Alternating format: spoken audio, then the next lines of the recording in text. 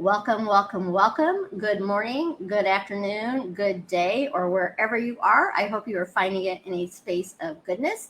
I'm Carol C.C. Miller, your positive life strategist, peace activator, and global hugger, coming to you with another episode of Embrace Your Life Chats, where we're here to heighten celebrations and lessen sorrows through a positive focus. As you can see, I have a guest who joins me once a month, so I will introduce him in just a moment. But I do like to go over a couple of house cleaning things on these talks. And one of them is the fact that I am not a big absolutist. I'm not a big fan of the words always, never, right, wrong, good, bad. There's 7 billion people on this planet. I can't begin to say what is always right for 7 billion. So I work on the majority of the time, 0 being always negative, 100 being always positive. I don't know anybody at 0, and I don't know anybody at 100. I do know people who are closer to those areas. So my personal daily practice is to stay in the 80 to 100% of the time positive, kind, loving, compassionate, and peaceful. So what does that mean? Frustration visits me. Stress visits me. This week, stress is visiting me more than I like, actually. Disappointment, unworthiness, all the normal feelings visit me, but I have the tools to move through it to feel better. Secondly, I'm a coach. Paul is a coach. Love supporting people in growing their best versions of their life. I am not a counselor, nor am I a therapist. And sometimes to live your best life, getting that type of support is helpful. So whatever you feel you need to live your best life, I encourage you to look for those resources to do so. So I am here in Chicago. I was just talking to Paul before we started. It's turned into summer instead of a spring. Let us know in comments where you're joining us from. And if you could, when we talk about today's subject, which is releasing stressful thoughts kind of thing, if you could put question marks in front of if you have a specific question, it'll just make it a little easier to find. But welcome, welcome. And Paul Zavagno, you are my Byron Katie guru of doing this work for 15-ish years. And I've probably been working with you on this monthly for 8, 9, 10 years. I mean, it's been quite some time. Yeah.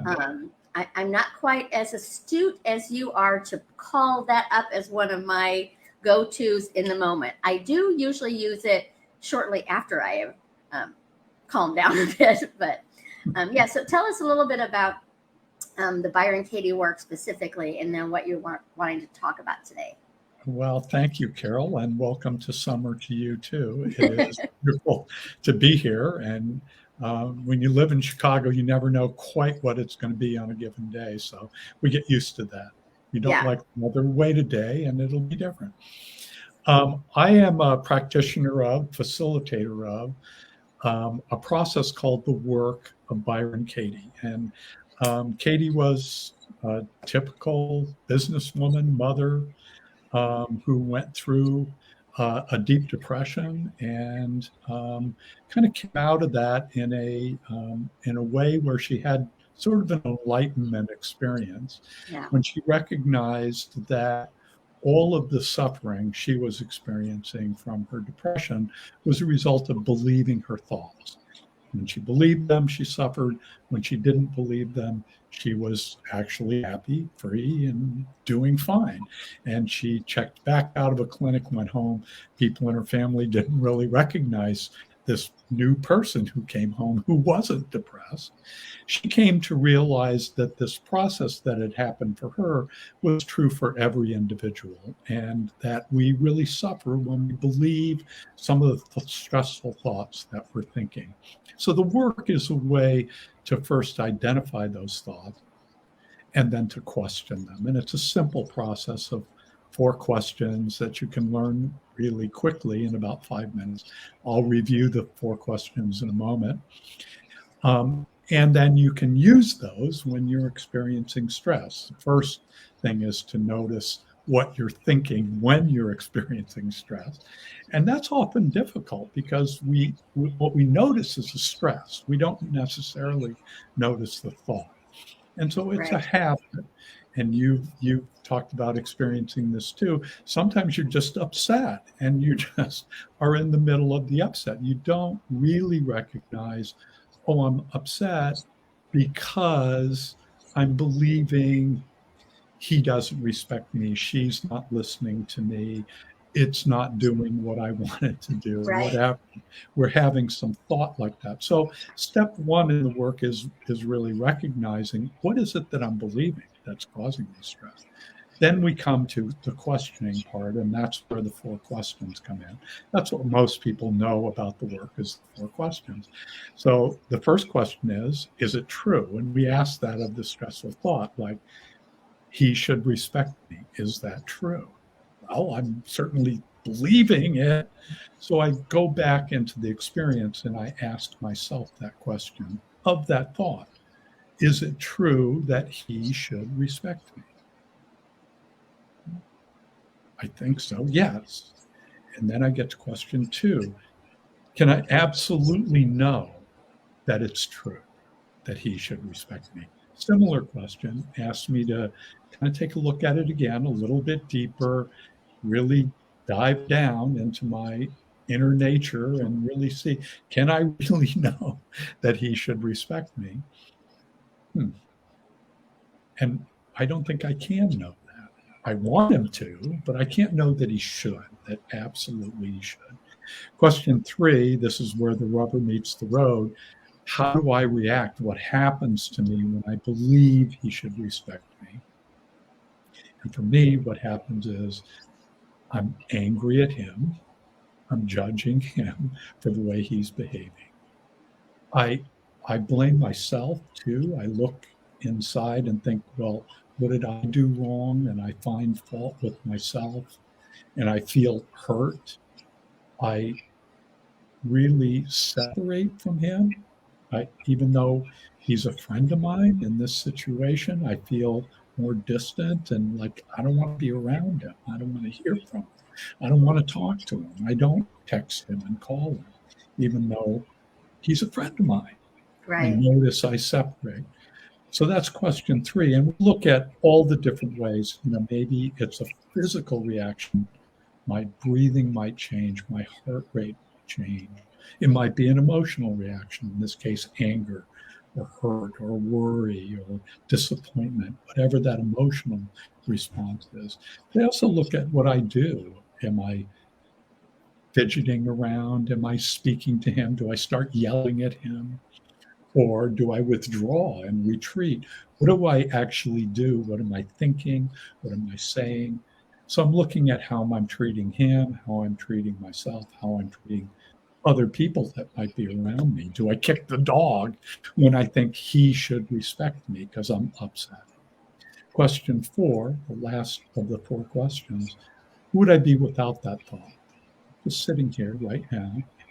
Who am I without the belief that he should respect me? And I notice I'm calm. I'm having a pleasant conversation with you. It's warm out. My body's relaxed. My breathing is calm. I'm okay. So those are the 4 questions. There was also an additional part of inquiry, which is called the turnarounds, where we have the opportunity to look again and experience different kinds of opposites of the original thought. So he should respect me. One opposite is I should respect me. And so I go back into that situation with him and I look at where is it true that I should respect me in that situation? Well, maybe it's when I blame myself and feel like there's something wrong with me just because he acted in a certain way. I'm really not respecting who I am and my own power. I'm kind of giving up my power to him, not respecting my own. Another possible turnaround is called the turnaround to the other. Instead of the original, he should respect me, I should respect him. And that's, ooh, now I notice, like I'm really not caring a lot in that situation about why he's upset at all. I think it's all about me and I'm hurt and thinking he needs to change, but I'm not really respecting what's going on in him. Why is he upset? What is he trying to communicate here? I'm not respecting any of that. So that gives me a different viewpoint on what's going on. And then a third opposite I might look at is he should respect me. The negative of that, he shouldn't respect me. Well, if he knew what was going on in my brain, He wouldn't he respect probably you. shouldn't. And I might actually be able to look at, he's actually upset with me for a legitimate reason. You know, I'm defensive about it. I don't want to hear about it, but he's got a legitimate complaint that I didn't do something that I had promised him I would do. And so maybe he shouldn't, maybe he should speak to me that way to get my attention and have me help me keep my agreements with him. Right. So he shouldn't respect me because I was out of our agreements as a friendship. So that's an example of how the work works. And really it's it's something we can use all the time because we're continually, even without trying to, judging what's going on around us. We're judging, the person we meet, the person we don't even meet, but they're in the line in front of us in the grocery store, Yeah. or they're driving and making a left turn in front of us, or the person that's walking their dog that's listening, having their phone conversation too loud for us, right? And we Right. have these judgments that we have about people, places, and things.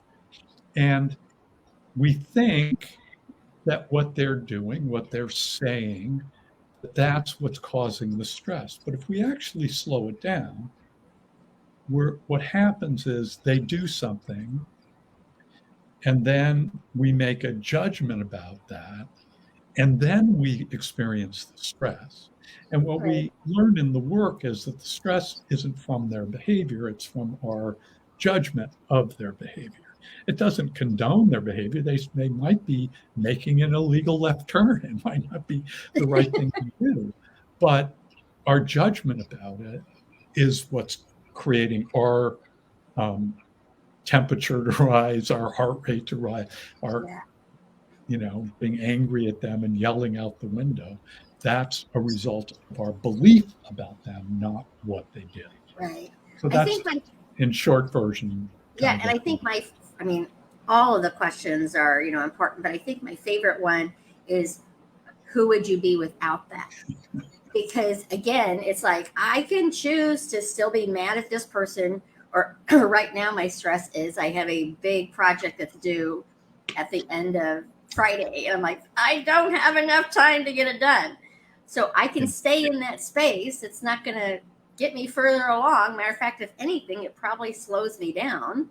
Right. Or I could focus on just, one step in front of the other. And who would I be without feeling I was stressed out about my Friday deadline for a client?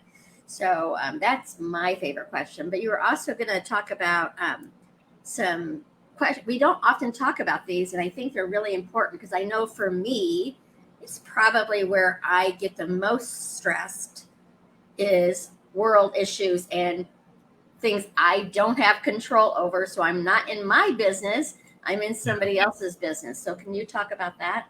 Yeah. One of the concepts that Katie came up with that is very helpful, I think, and it's kind of a shortcut to getting back to our peace, getting back to our calm state, is the idea of the three kinds of business.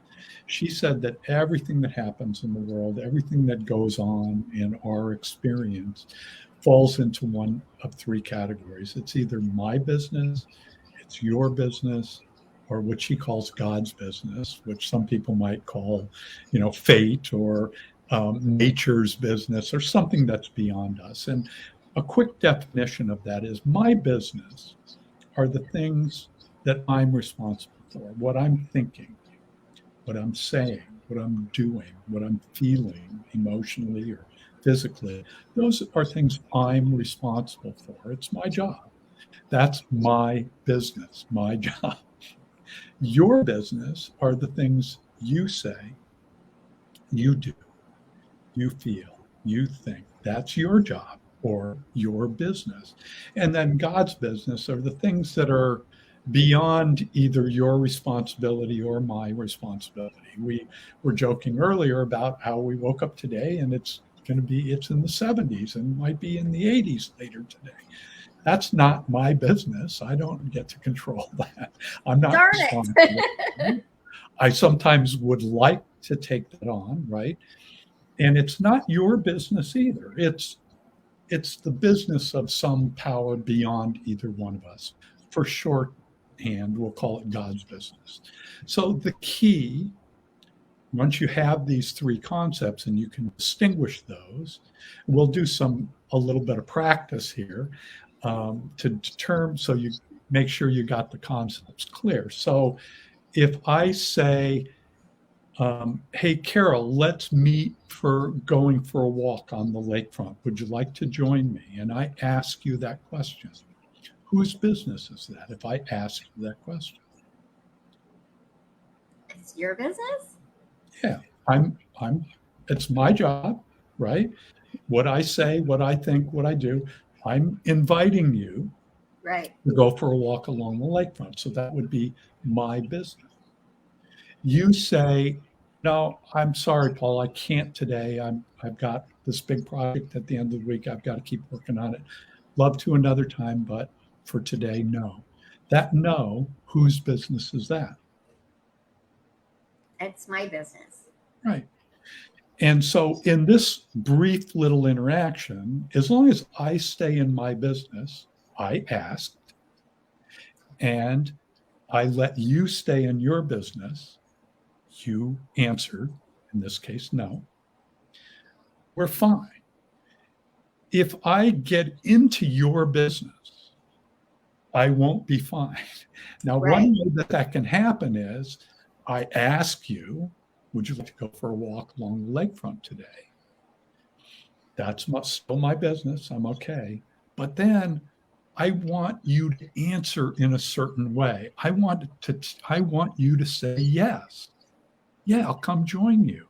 Yeah. So when I do that mentally, I might not say anything out loud, but I might mentally move over into your business, telling you how to say yes Right. to my invitation.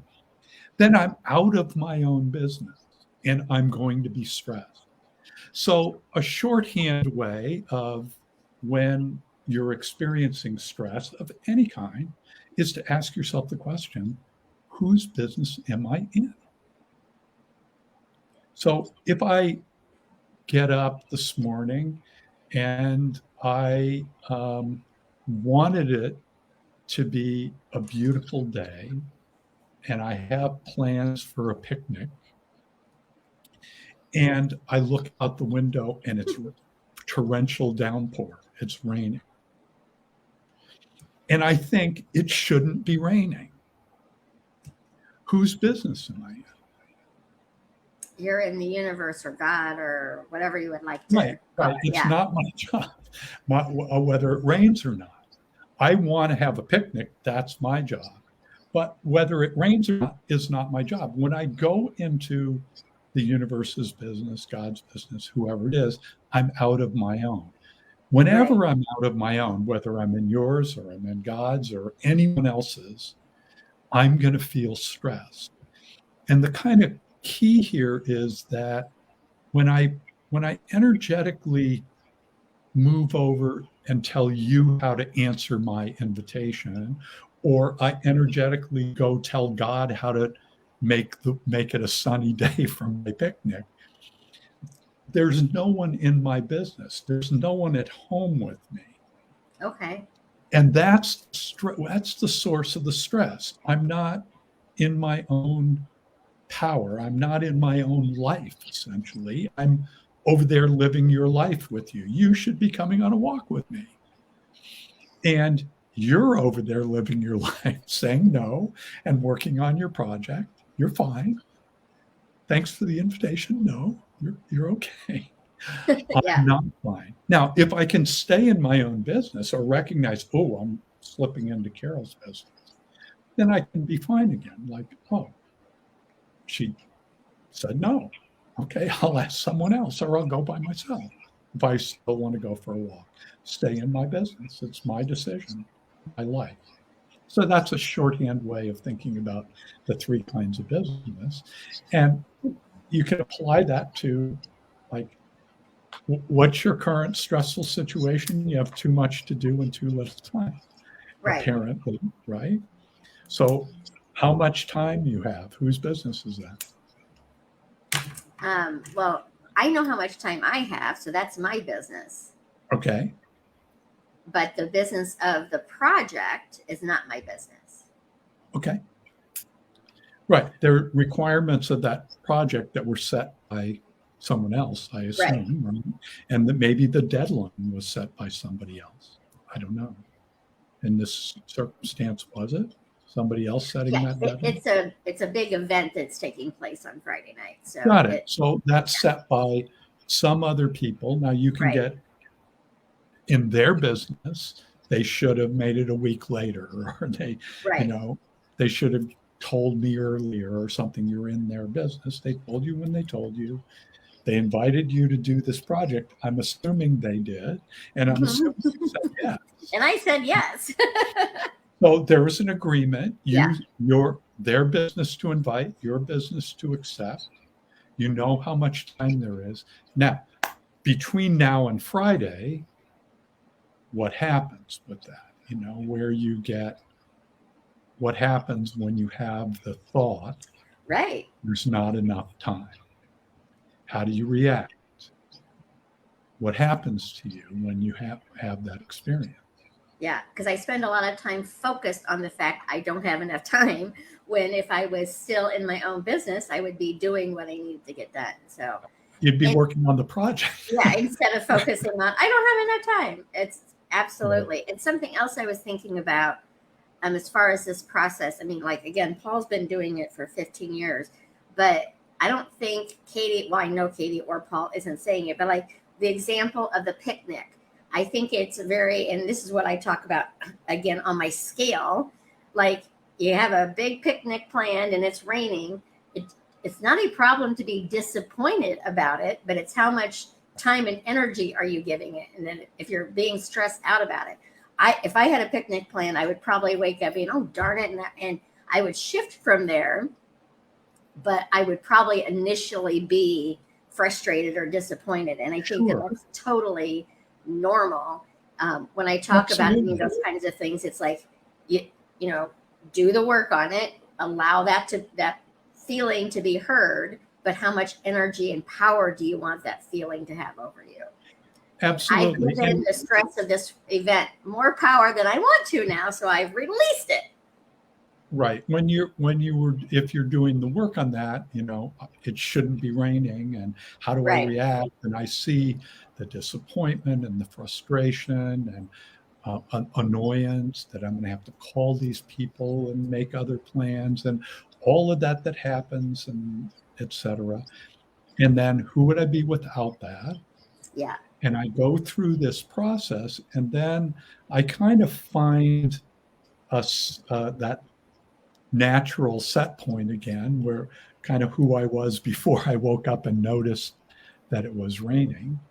And now I'm in a clearer position to do something about it. Maybe I decide to have a gathering indoors, or I find a shelter where we can have a picnic, or maybe I notice that it's going to be better tomorrow and we move there's some options where if I'm still in my frustration and my anger, I may not see those options as clearly. Absolutely. And I do talk about that too. Usually, when we're stressed, angry, or whatever, we're focused on the blame, shame, and complaint of the situation rather Right. than looking for the solutions of the situation to let it go. Again, in the moment, it doesn't mean you're going to realize that. And I just put up Kathy's comment there, Paul, if you want to address it. Isn't that like being disappointed? Go ahead. Yeah, very much so, because you often a judgment is connected to a specific outcome or kind of experience that you're looking for. In this case, you had a mental picture of a picnic with your friends or your family and the sun shining and everybody's having an enjoyable time. And then you see the rain and you think, oh, that's not possible. And so you are disappointed in that. What I love about the work, though, is there's a place for the disappointment. It's not, we're not denying the disappointment. It Right. happened, right? So just like the rain is there, and arguing with the rain doesn't help, we can do it, but it's not going to necessarily stop the pain of the rain. It's Right. still coming down. But in a similar way, arguing with the disappointment doesn't help. Like actually looking at and noticing, oh, I really am disappointed, and experiencing that disappointment is an opportunity to kind of accept it. So these thoughts, these feelings that we have are very typical, very normal. Everybody feels disappointment. And what isn't helpful is when we either try to get rid of it, pretend that it's not there, which There you go. sometimes people do. I'm in denial. I'm not really disappointed. I'm happy right now. Yeah. When they're not, and then you get this kind of weird schizophrenia of pretending to be happy when you're disappointed, or you push it away and resist it. Like, I can't, it's wrong to feel disappointment. And sometimes, particularly people on a kind of spiritual path or self-improvement path, they know, they've had enough experience with it to know, like, disappointment isn't a really effective strategy for living a full and wonderful life. But nonetheless, it happens. It Right. occurs. And so in the work, there's a place for it. You don't have to stay there. But as long as the disappointment needs to live, you give it room to live, and you allow the disappointment to express within you. Yes. Are you got another question there? I can't follow. Oh, Betty was just saying she loved the 3 container examples, mine, yours, and universe. Helps me to focus just on my container. So much energy wasted on another outcome. And I remember, Paul, when I first met you, I had heard about the work from somebody else and had somebody else doing the work on positive focus, and it did not resonate with me. Then I saw Byron Katie do it live. I'm like, okay, I get it. And then I met you, because I'm such a big believer in what I focus on. I'm giving that energy. So 10 years ago, I did not want to focus on the disappointment, the frustration, or any of that stuff, because I don't want to feed its energy.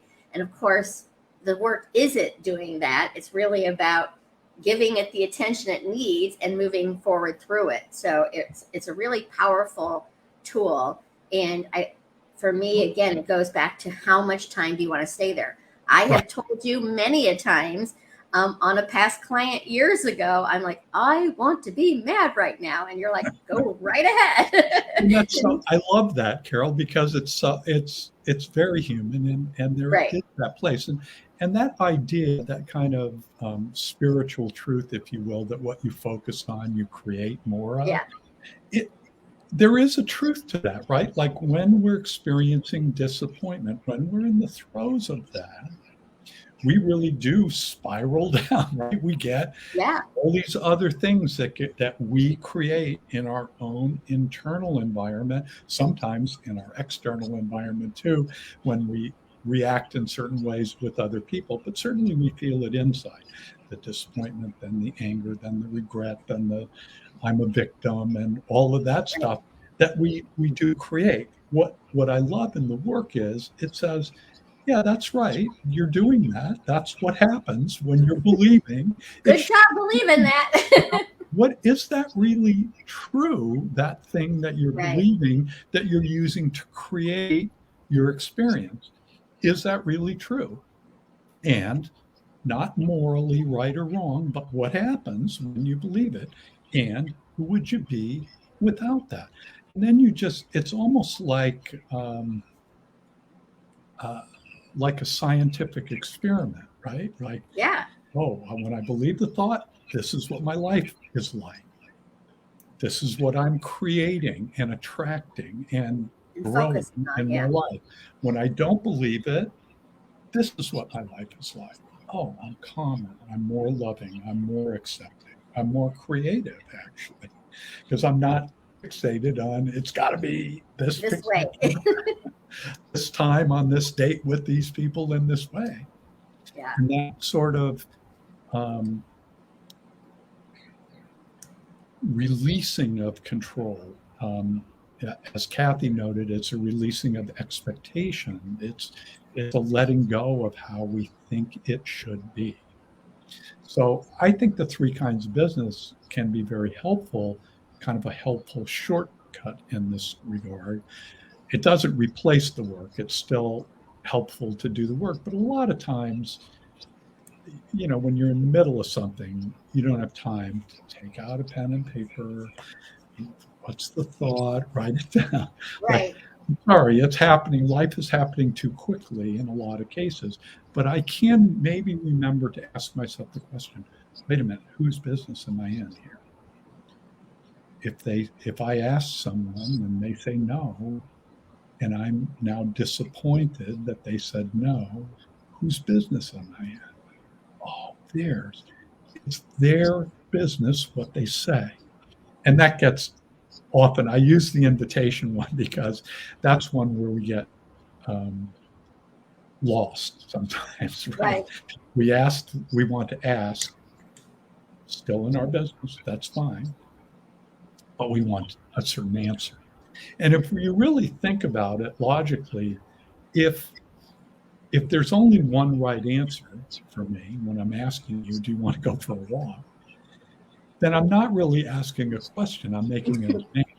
I'm saying, you come on a walk with me, or I'm going to be upset. And that's not a question. Right. That's a demand I'm making of you. So that's going to be stressful. Yeah. And I think it's just important, and I do discuss this too, as far as when we get frustrated and angry or disappointed, any of those things, if it's something out of our control to fix, we are just spending energy and frustration and disappointment that's just like on a wheel, because we're not going to go anywhere because we don't have control to change that. So it's about focusing on what is under your control and shifting your viewpoint. And I tell you, especially with that past client years ago, going into that question of how would you be without that thought really helped me a lot, because I was still like, I can't believe they're doing this. But I'm like, okay. So it's not even about forgiveness or moving through necessarily with the other person, but it is coming back within to your own body. Yeah. And I think when you have an ongoing relationship, in this case, it was a Yeah. client of yours, but could be a friend or a family member, a parent or a child, someone that's in your life regularly, where Right. it's not just this one interaction where I'm Exactly. asking you, do you want to go on a walk, and you're saying yes or no. We have a history of interactions, and we bring that judgment, that general judgment, oh, this is a kind person, or this is a difficult person. We Right. bring judgment to the experience, and that may be kind of hovering in the background where I'm ready to be upset with them. That's a great You know? point. And I, you had that experience with this particular Yeah. person in the past, where your past difficult experience with that person kind I of was bleed I into was the current. prepared for the difficult experience Right. even before it happened. That makes Before total you sense. even pick up the phone or get on the Yeah. call with them, you're like, Yeah. ready. Yeah. And, that there can be just that kind of general judgment. This is a difficult person. They're not going to listen to me. They're Right. not going to take the time to hear what I have to say. When we bring that, how do I react? How do I treat them? How do I pick up the phone and dial the number when I have that Oh, belief? I'm a little fearful, right? I'm a little already defensive when I'm going in, as yeah. opposed to staying in the present and really allowing that person to be who they are in that moment. So, That um, is so true. So, how can people? I have your website information in the intro. So, how okay. can people? Because tell them about thework.com and if they could get the Yeah. worksheet and all that Yeah, stuff as well. if you want to know more about the work, I invite you to thework.com. That's Byron Katie's website. There's all kinds of resources on that website that include kind of the general how to do the work, how to identify thoughts. A couple of worksheets that it suggests, and it can walk you through. It's all free. There's videos on how to do the work, how to ask the questions, what the questions are. There are worksheets that you can download. There's even, if you go in, events you can find with facilitators like myself that may be working, or events with Katie. A lot of this has been curtailed recently because of the pandemic, but you can still find things there. There's also a helpline there with people like myself that man it. It's not 24/7, but every day there's some people there and they can help you identify a thought, or if you're getting stuck with a turnaround or finding an example, they can help you through that process. So there's lots of resources. Another great resource is YouTube. There are a lot of Byron Katie videos on YouTube. So let's say you're having difficulty with your child who's misbehaving or not listening to you or something. It might be helpful for you to see Katie working with someone who's struggling with their relationship with their child. And we've talked before, Carol, about how sometimes watching someone else do the work Absolutely. can really be helpful, because you can see how they react and kind of compare it to how you react, what examples they find, and you can compare it to your own, who they would be without the thought, can compare it. And sometimes when it's their problem, not your own, you have a little more distance. You can see the mechanism. A little bit more clarity, yeah. A little bit more clearly. So it's a fun, easy way to learn about the work. If you're a reader, I would recommend Katie's first book called Loving What Is. It's available in most libraries. You can get it on Amazon or on thework.com. There's also a store there, so you can pick it up there. It's sort of the Bible of the work, if you will. It will walk you through in the text exactly how to do the work, the background of all the questions, and how to do the turnarounds, and the 3 kinds of business, all the stuff we've been talking about today. You'd also get that if you prefer listening to books. It's available on audio, and that can be a fun thing to listen to while you're driving, so you don't get so upset with the other people on the road or the traffic. Whose business is it?